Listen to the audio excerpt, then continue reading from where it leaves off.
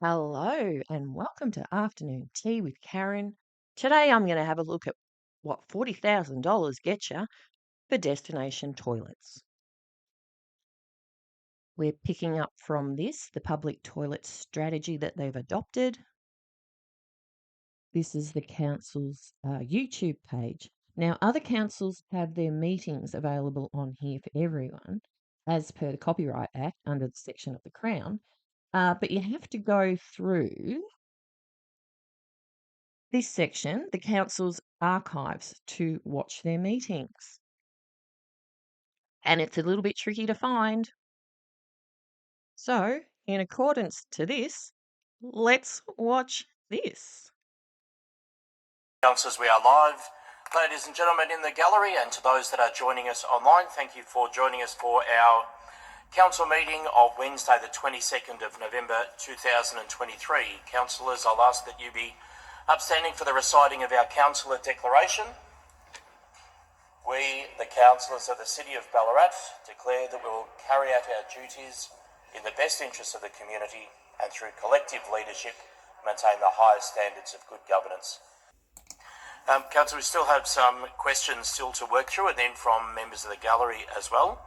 Next one is from Deb Ramsey, who is not attending but will be read out by Mr Montgomery.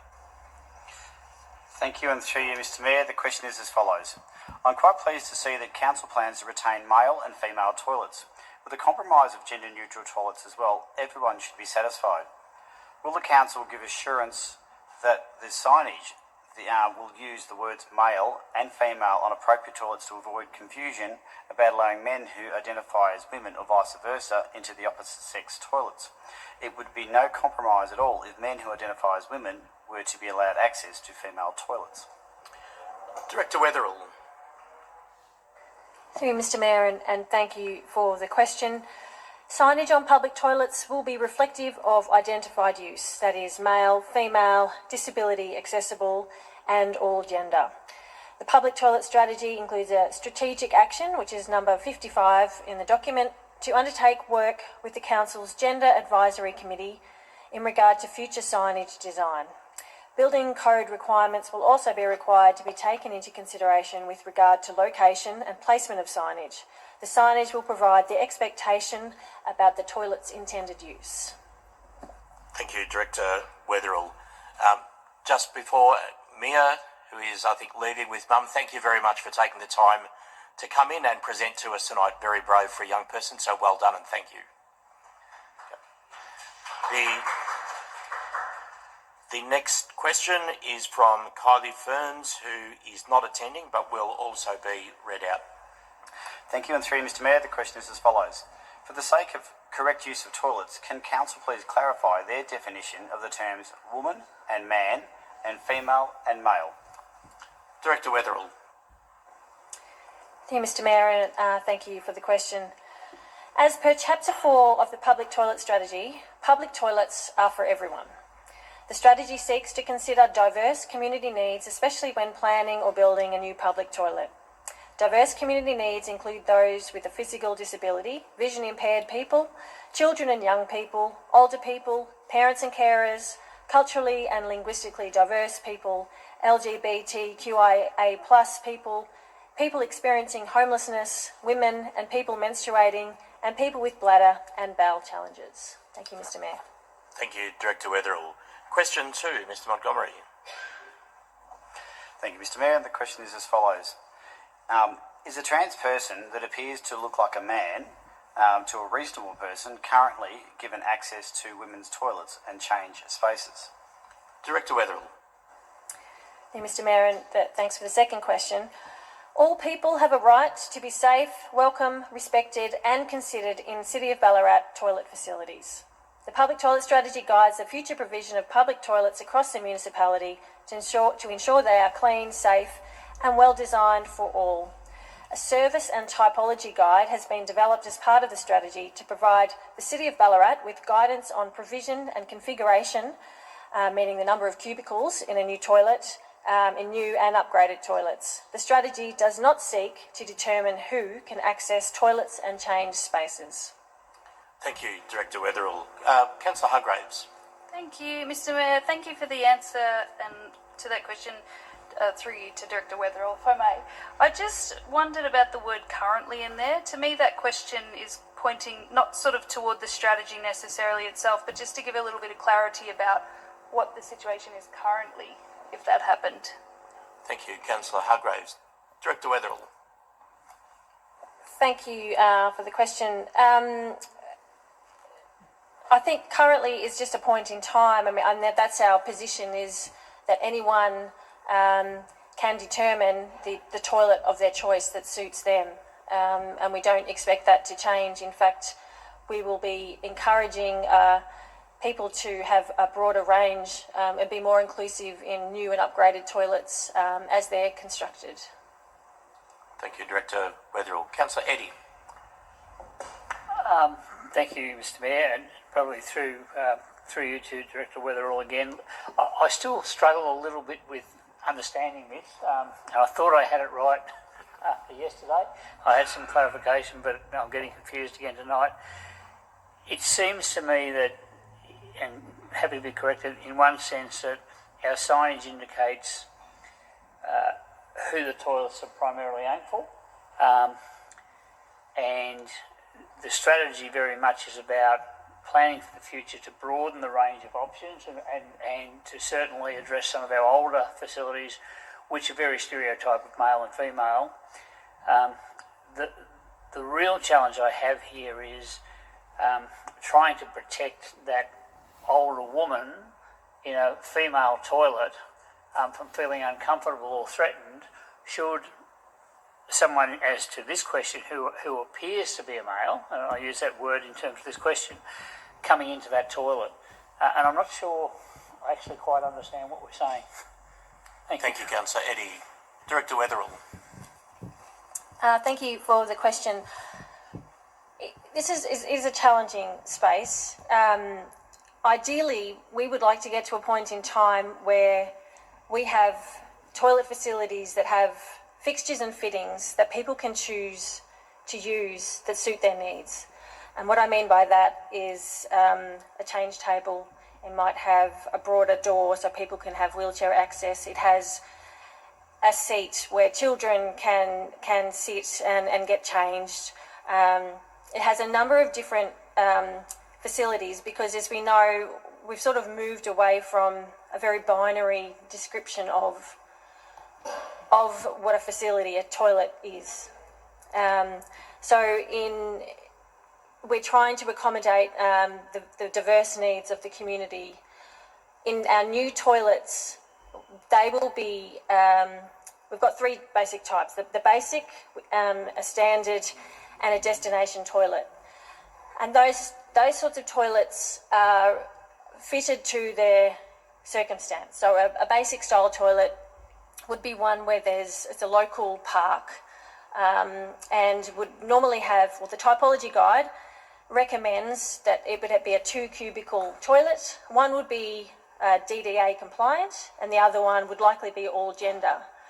But as you move up to a destination style toilet, you would, which would be something like at Alfred Deakin Place or something potentially we're looking to build at Lake Wendouree, there would be 4 or so cubicles where you'd have a DDA compliant, a male, a female and an all gender toilet. So it's trying to accommodate all sorts of people and their needs.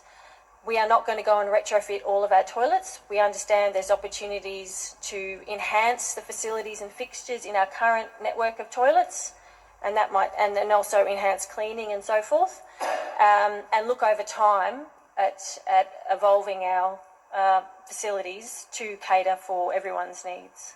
Hope that answers your question. Thank you, Director Weatherall. The next question is from Sean Mulcahy, who is not attending and will be read out by Mr Montgomery.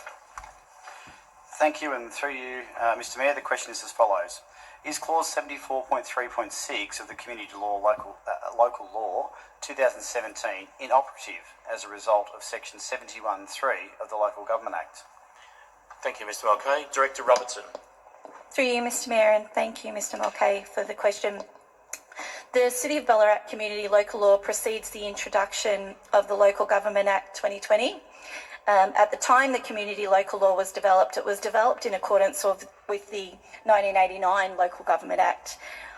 When City of Ballarat community local law is next reviewed and developed, which won't be until 2027, it will be reviewed in accordance with current legislation and will therefore ensure consistency and meet legislative requirements. Thank you.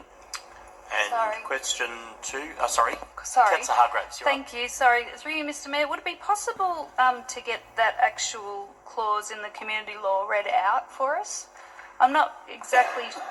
Clause 74.3.6 of Community Local Law 2017. I don't think those words mean... Well, I don't know what they mean to most of us, but I'm not sure. Yeah, for sure.